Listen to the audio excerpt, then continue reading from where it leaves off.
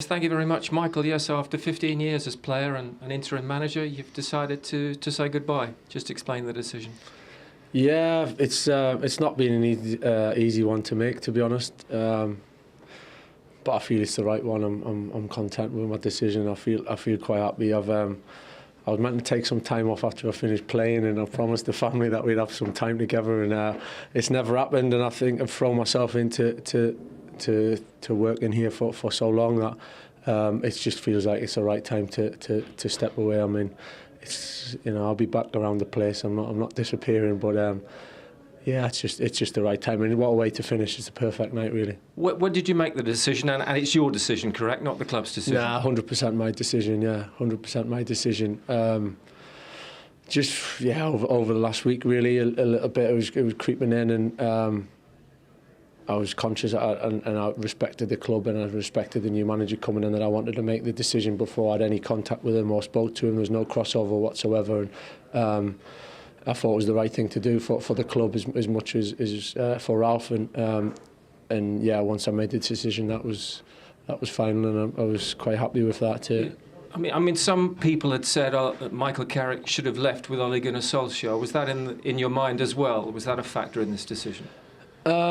No, well, listen, it's easy to say that, and yeah, there was a big part of me is to do that, but at the same point, we were in a situation where there was a responsibility for me to see these 3 games through. But was it a factor in your decision now, that loyalty, if you like, with Ole? A little bit, yeah, of course it was, because I owe Ole an awful lot. Gabriel, there's a lot of things that kind of come into my decision. You know, it wasn't an easy one, and I just said to the players and the staff there, of the way we've worked together, and good people in there. Sometimes you get what you deserve, sometimes you don't. We've worked so hard to try and bring some success here in recent years, and it's hard to take when you don't quite get to them heights, but. Great times, great memories. Proud of the players over the last 3 games, and tonight give everything. And in some ways it was the perfect night. But it's not about me; it's about the players in the club. Did the players know before, or have you just told them? No, I just told them about 5 minutes ago. How did it go down? Probably a bit shocked, yeah, a bit surprised, a little bit emotional in the changing room, to be honest. But I kind of expected that. I held it together just about. But yeah, It's not been easy to keep it away from people, I must admit, over the last few days. But I had a job to do, and I was desperate to win the game for the club and for the fans and for the players. So I'm not the important one here. No, but that must have meant, with that on your mind then, that must have meant an awful lot to you on the touchline this evening, watching your team one last time.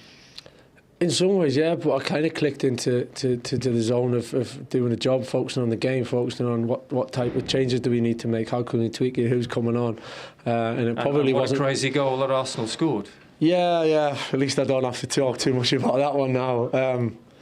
We could have been here all night, but yeah, it wasn't probably until the board went up for 5 minutes, then it kind of hit me a little bit on the touchline then. But I was just desperate for us to win the game, really, because it was a big night for us. 800 goals and 801 goals for Cristiano Ronaldo. Did you leaving him out against Chelsea revive him a little bit even more? You're kidding me, aren't you? Well, Bruno Fernandes said that he wasn't happy that you left him out in your first game. No, he wasn't. Some players, No, he wasn't, and I know Bruno wasn't happy at all with it, but he came on and changed the game for us and made the difference for us. So I know that I've only been in this role for quite a short time, but I always understand what players are like, and but I have to say Cristiano he's been unbelievable this week, and yeah, he didn't start against Chelsea, but really, as I said before, it wasn't a big deal for us. I thought the way he we spoke about it, discussed it, on board with it, the way he was around the group, the way he came on, he's just incredible, the way he goes about his business. So there's no drama. I said it, there was no drama about it, and there certainly wasn't where I was standing.